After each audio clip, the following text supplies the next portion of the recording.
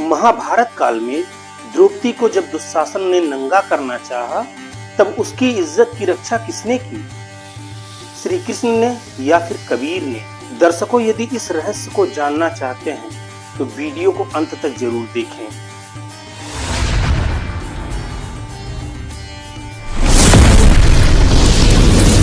संत रामपाल जी महाराज जी बताते हैं कि द्रौपदी की इज्जत की रक्षा कबीर परमात्मा ने की। अब आप सोचेंगे कि द्रौपदी की इज्जत की रक्षा तो श्री कृष्ण ने की थी, फिर बीच में कबीर कहां से आ गए, जबकि द्वापर युग में तो कबीर जी थे ही नहीं। दर्शकों, अब यहाँ पर आपको पता चलेगा कि यह सारे खेल कौन करता है। यह बात सत्य है कि द्वापर युग में कबीर परमात्मा इस नाम से नहीं थे, पर द्वापर युग में कबीर जी थे। चलिए इस रहस्य से पर्दा उठाते हैं। कबीर परमात्मा चारों युगों में अलग अलग नाम से प्रकट होते हैं। सतयुग में सतसुकृत नाम से प्रकट हुए, त्रेता में मुनिंदर ऋषि नाम से प्रकट हुए, द्वापर में करुणामय नाम से प्रकट हुए और कलयुग में कबीर नाम से प्रकट हुए, जो उनका आदि नाम वास्तविक नाम है। द्रौपदी किसी जन्म में कबीर परमात्मा की शिष्या थी, पर वह बीच में भक्ति छोड़ गई थी।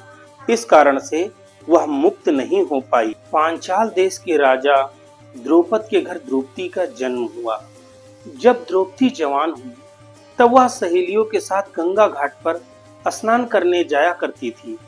जहां द्रौपदी स्नान करने जाती थी, उस घाट पर पुरुषों का जाना वर्जित था। द्रौपदी के आगे आने वाले संकट को काटने के लिए कबीर परमात्मा ने एक अंधे महात्मा का रूप बनाया और उसी घाट पर स्नान करने पहुंच गए जहां द्रौपदी जाती थी। अंधे महात्मा के रूप में परमात्मा स्नान करने लगे। थोड़ी देर बाद द्रौपदी सहेलियों के साथ घाट पर पहुंच गई। जब द्रौपदी घाट पर पहुंची तो साधु ने उनकी बातों को सुनकर और गहरे जल में चले गए। द्रौपदी ने यह देखते हुए सोचा कि कहीं साधु डूब न जाएं।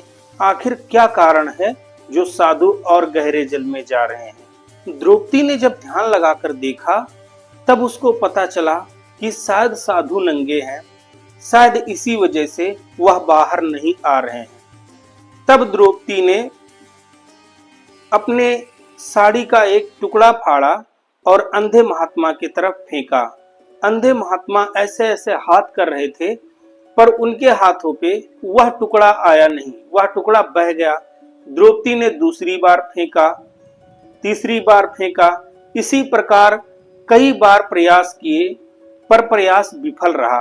तब द्रौपदी ने एक लंबा सा डंडा ढूंढा और उसमें एक और टुकड़ा फाड़कर लपेट दिया और उस टुकड़े को अंधे महात्मा के सामने ऐसे कर दिया और अंधे महात्मा ने हाथ मारते हुए उस टुकड़े को पकड़ लिया।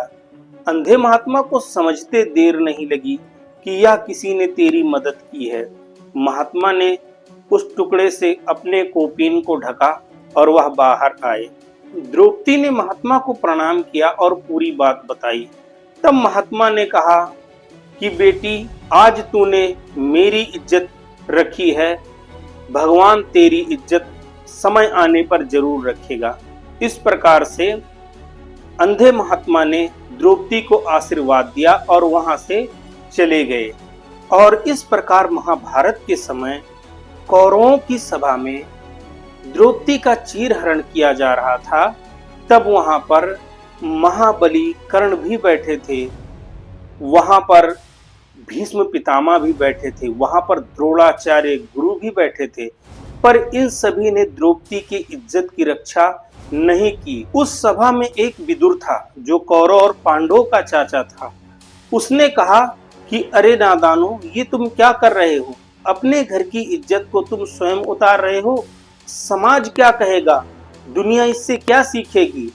तभी दुशासन ने विदुर को थप्पड़ लगाया और कहा कि तू तो पांडवों का चेला है, हरदम पांडवों की चमचागिरी करता रहता है। इस प्रकार से विदुर की बेइज्जती की और विदुर सभा छोड़कर चले गए।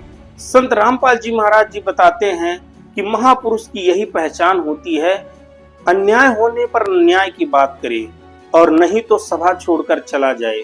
जब द्रौपदी ने देख लिया कि अब तेरी इज्जत की रक्षा कोई नहीं करेगा, तब द्रौपदी ने परमात्मा को याद किया कि हे भगवान, अब तू ही मेरी इज्जत की रक्षा कर, अब तेरे सिवा दुनिया में मेरा कोई नहीं है। इस प्रकार से जब द्रौपदी ने हृदय से परमात्मा को याद किया, तो उस अंधे महात्मा ने, जो परमात्मा ने लीला की थी, द्रौपदी को आशीर्वाद दिया था, उसके फल स्वरूप परमात्मा वहां पर सूक्ष्म रूप बना करके प्रकट हुए और द्रौपदी के अनंत चीर बढ़ा दिए। और दुशासन जैसे योद्धा भी उस औरत को नग्न नहीं कर सके। इसके विषय में सूक्ष्म वेद में लिखा है, जिसके विषय में संत गरीबदास जी महाराज जी ने बताया है कि तन देहि से पासा डारी, पहुंचे सूक्ष्म रूप मुरारी, खेचत खेचत खेच कसीसा, सिर पर बैठे हैं जगदीशा। द्रुप्त सुता के चीर बढ़ाए, शंख असंख्यो पार न पाए। यानी शंख असंख्यो चीर पूर्ण परमात्मा ने द्रौपदी के बढ़ा दिए। इसी प्रकार वह पूर्ण ब्रह्म कबीर देव अपने भक्तों की रक्षा करता है और इस प्रकार से द्रौपदी का चीर श्री कृष्ण ने नहीं, कबीर देव ने बढ़ाया था। दर्शकों, यह बात बड़ी गुप्त और रहस्य युक्त है, क्योंकि आज तक समाज में जितने भी धर्म गुरु हुए, वे केवल सुनी सुनाई कथा सुनाते थे, जबकि उनके पास शास्त्र प्रमाण नहीं था।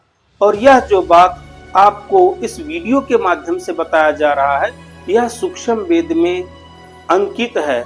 इसको आज से 600 वर्ष पहले कबीर सागर में लिखा गया था और 300 वर्ष बाद संत गरीबदास जी महाराज जी ने चित्रार्थ किया है।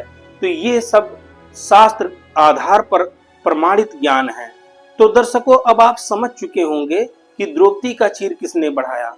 यह जानकारी संत रामपाल जी महाराज जी के सत्संगों का अंश मात्र है। ऐसे ही और आध्यात्मिक वीडियो देखने के लिए कृपया हमारे चैनल को सब्सक्राइब करें, वीडियो को लाइक करें और ज़्यादा से ज़्यादा शेयर करें। यदि आपके मन में किसी प्रकार की शंका है तो कमेंट बॉक्स में अपनी राय जरूर लिखें, हम उसका जवाब आपको जरूर देंगे। मिलेंगे एक और आध्यात्मिक टॉपिक के साथ, तब तक के लिए दीजिए इजाजत। सत साहिब।